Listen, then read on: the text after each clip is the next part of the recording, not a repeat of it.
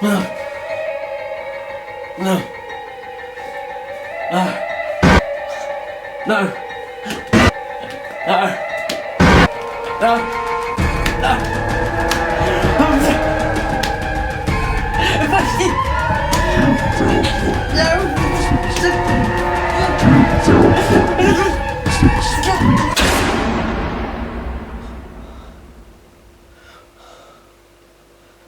The game didn't kill me. Isn't that a pity?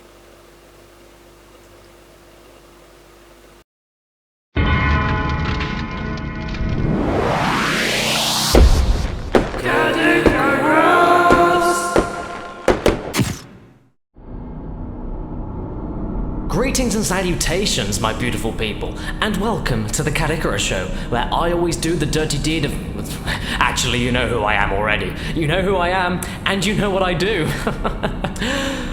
Unless, of course, you're new here and you don't know anything about me, in which case, where the fuck have you been? I'm only joking. Okay, blah blah blah, okay, I'm Caddicarus and I decide which games get slaughtered or salvaged. Now, today, I'm going to be doing something a little bit different with this Caddicarus show. I'm going to actually be covering something pretty much brand new. Something in date. Something topical. And it's something modern. Something that probably all of you have already heard about. Because, you know, it did kind of explode recently. And the game that I'm covering today is going to be a little PS4 exclusive game known as PT. You see, PT. And for the first time ever in the history of this channel, I am covering a demo. This game is piss-pantingly terrifying, yes, that's true, but despite anything I say about it, it is still only a demo, and so, before anyone gets up in arms and confused about this, please allow me to explain myself. For those who have stayed with my channel for a good few years now, I hope you know by now that I wouldn't talk about something on this show to you all unless I thought it was interesting. Intriguing. And today, despite this game only being a simple demo, it impacted me so much that I felt like it needed a full episode. Honest to God, I never thought that I would ever even consider covering something as small and not quite fully representative to the final product as a fucking demo in my whole life. Yet, here I am, talking about a demo. Anyway, PT is a horror game developed by a game studio in conjunction with Guillermo del Toro and, wait for it, Hideo freaking Kojima. And I must be completely honest, even though this is a demo, it is quite possibly one of the top 10 scariest things I've ever experienced in my life. Now, I get the impression that they locked Hideo Kojima in a rotting basement, and then they fed him some chicken McNuggets draped in crack, and then asked him to develop a game based on the nightmares that he had from it. Well, actually, PT isn't really a demo, because it actually stands for Playable Teaser. Yeah, that's like calling the newest Paranormal Activity watchable movie. You can't get much scarier than that. But what is it a teaser for, exactly? Well, if you were patient enough to try and beat this, it's actually a teaser for the new upcoming Silent Hill game, Silent Hills, which is still a bit hazy in the details, but seems to be scheduled for release in 2016. Now, I don't know what's scarier. Kojima on crack cocaine, or the fact that I've got to wait 2 years for this potential masterpiece to come out. Don't worry. Patience, Caddy. Patience. Patience. Patience rewards everybody. Oh yeah, patience. Oh yeah. All we need is just a little patience. Now I know I've been calling this game a demo for the last few minutes, despite the fact I also know that PT technically isn't a demo since it's potentially got nothing to do with the final product being worked on, but you know what? It's still a demonstration. Demonstration. It's a demonstration of the themes, the game mechanics, the tech, and the promise. It's a demo. It's a demonstration. I don't care what anyone else says. It's a teaser! It's a demo! Silly labeling of this game aside, however, what is this all about? You start the game with no objective, no mechanics, no story, jack diddly fuck, and you wake up alone and confused in a darkened room. My most favorite way of starting a game. It's start and figure it out from there, you little shits. Upon leaving the room, you find yourself exploring these rather tight corridors in someone's family home. Who you are, what you're doing, what's going on, it is there, but it isn't thrown excruciatingly painfully into your face. The plot in this is extremely pushed back, but pushed forward enough for you to speculate the true ideas of what's going on and leave behind enough mystery and suspense to throw you off. As you wander around this dimly lit, trash-piled, once happy family home, you notice a few things thrown into the game to uncover more basic plot. The radio nearby reveals a news broadcast about a ruthless murder taking place in which a man brutally killed his family before hanging himself. This is as much sense the story will ever make, as from this point onwards you find nothing else to do and walk towards the only open door in the house. Upon entering this strange basement door, you appear right back at the beginning again.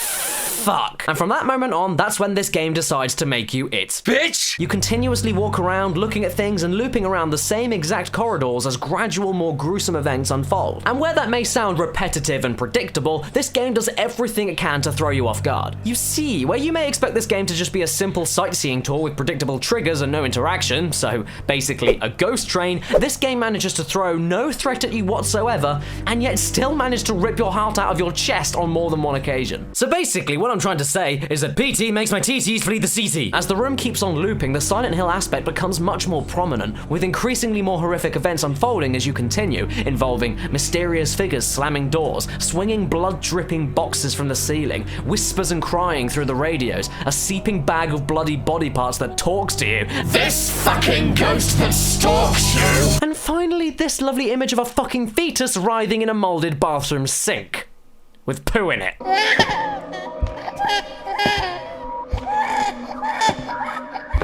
It's trippy, it's confusing, and quite honestly, the way this plays in with the sound design, strange unknown game mechanics, and incredibly gritty presentation can make it terrifying. And speaking of presentation, a Redditor known as Wolfgang actually took a screenshot from a part of the game and simply edited the gamma and other basic image levels to give us this.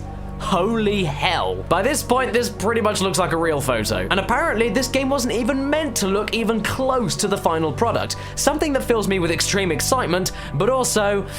how much better could you make this look exactly? Too much polish and you'll fuck it up, you cheeky chickens. The game warns you not to play it if you have heart conditions, so with that worrying warning, it can heighten the tension of less experienced horror gamers to a point of occasionally taking a break by pausing the game. But even if you do that, you will be punished. Tanto que todo él temblaba.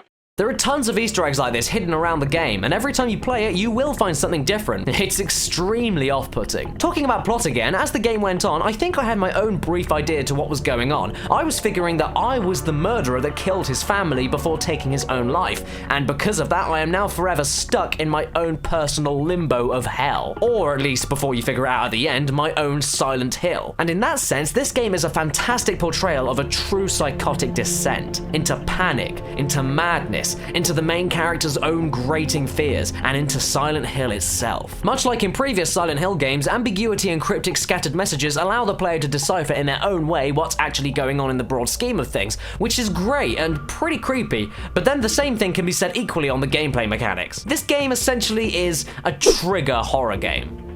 The wonderful thing about triggers, is that they can actually be hidden extremely well. Any kind of jump scares, much like in SCP-087-B, do appear in specific situations, but with no given context, which means that no two plays are the same and tension is extremely high. Something that really can't be said for most horror games nowadays. You have your own little impact on the environments, for sure, but whether or not your interactions affect what happens remains to be said, making the impacts of even the smallest noises remarkably unbearable. And much like the plot as well, the game mechanics are ambiguous.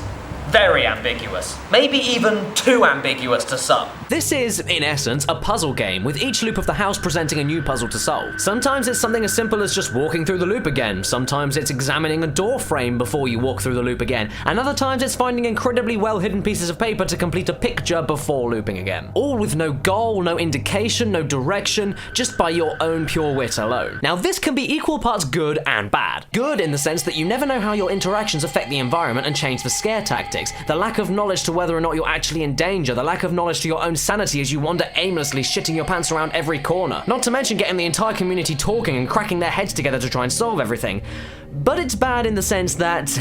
as I said, it's ambiguous. No main gameplay mechanics or controls are even vaguely explained to you, turning this into a bit of a random button masher at some points, with a slight hit everything everywhere until something happens to continue vibe. And I had to look online to solve the last puzzle. You know why that is? Because fuck that puzzle! I understand that the teaser needed to stretch out a bit of length for what it is, and I more than understand gamers wanting to destroy the cockiness of Kojima for claiming nobody could solve that last puzzle for at least a week. And in that sense, it's great. We need more games that force discussion and debate and experimentation amongst some of the most dedicated and intelligent gamers out there, like in the 80s with the Sword Quest games. But oh god, even with games and their random cryptic bullshit puzzle elements like with the original Zelda's Burning Bush that could have been any bush anywhere. Yeah, it was the 80s with no internet, and the only thing that you could do was ask friends that knew friends that knew friends that figured it all out to complete the puzzle for that. But at least they weren't as specific as, you have to wait for 3 baby laughs that can be triggered by waiting for midnight to strike, and then you take 10 steps, listening to the phone, staring at a wall, taking 10 more steps, calling for a ghost with a DualShock 4 microphone, staring at your feet, taking a bath. I mean, piss off! I can forgive this occasionally complete random set of mechanics, what with it being a teaser that gets everybody talking and sharing their experiences. In that sense, it's ingenious for publicity, but if it's heavily condoned in the full game, that'll be extremely unnecessary and unbelievably obtuse and frustrating. But hey, coming from game developers that called themselves the 7780 Studio because that number is actually the size in square kilometers of Japan's Shizuoka Prefecture, which can be translated in English to Quiet Hills, almost very similar to Silent Hill, I find it no surprise how cryptic this game can get. I'm going to redirect you right now to this video made by an extremely clever guy who discovered the definitive way of solving this final puzzle. And holy shit, how he figured it out is unbelievable. I implore you all to check it out in the description. It's incredible, and without it, this video might not even have been possible. So thank you very much for that.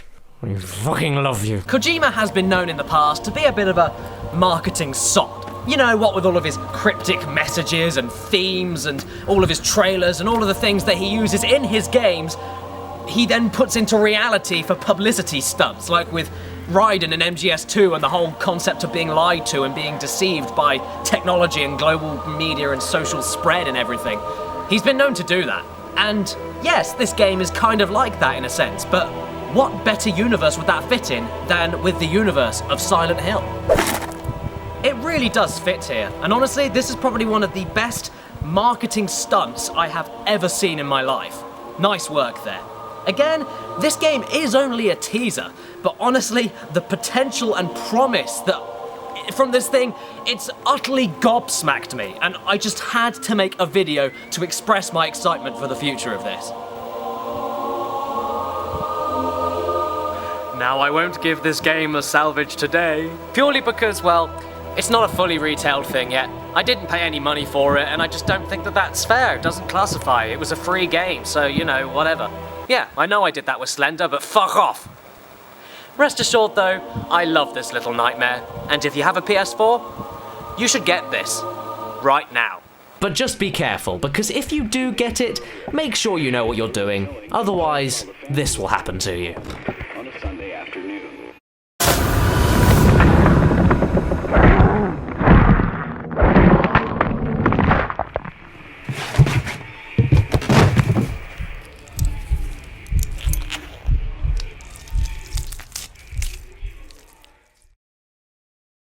Hello there everybody, and thanks so much for watching, but before I go, I just wanted to let you know a little something. The guys at Games Grabber informed me that they managed to get their hands on some special keys for 3 amazing Batman games, and they're actually 15% cheaper than they are on Steam right this second. So if you look in the link in the description, which should be in there somewhere, you'll be able to go straight to my Games Grabber collection and buy them yourself. Remember, they are 15% cheaper than they are on Steam, and also, there's a limited amount of them to go around, so don't miss out on this. You'd be a fool to miss out on it. A fool! A fool, I tell you! Subscribe. And after that, hello again everybody, and thanks so much for watching my stupid video on PT. If you enjoyed this video, then please leave me a little like, because it would help me out a huge amount, and if you want to see more of what I do, then please don't forget to subscribe, and go down in the description to find all of my Facebooks, Twitters, Twitches, and all of that good stuff. And I also upload one video every single Sunday, so you can't miss out on a weekly video, can you? And also, I've got to give a huge shout out and a huge thank you to the top donators on my Patreon page. My Patreon page is actually in the description as well. The service it is and what I do for it and everything is explained on the link, so go and have a look at it. But rest assured, I'm going to give the biggest thank you to the top donators on the site, which are Zach Young, Harry Gaynor, Philip Larson, Mohammed Al-Sali, Ivan Strand, James Newman, Greg Black, Abdullah Almana, Nick Marchenko, a YouTuber by the name of Darkest Side of Me 101, Benjamin Peasley, Ahmed El Mutawa, another YouTuber by the name of The Retro Gamer HD, Delmar Mullins, Kylie McKinnon, Andrew Hernandez, Landis, Christopher Miller, Alan Angert, and Tony Pierce. Thank you so much to all of those great people that have been incredibly kind and incredibly massively supportive to me over the last couple of weeks. You've been absolutely amazing. And of course, a massive thank you to the amazing people that watch this video, because without you guys, none of this would have happened at all. None of this, what you're seeing, would have happened. So thank you to each and every single one of you out there. And as always, if it's your birthday today or watching this video, then happy frickin' birthday to you, and please remember to stay beautiful.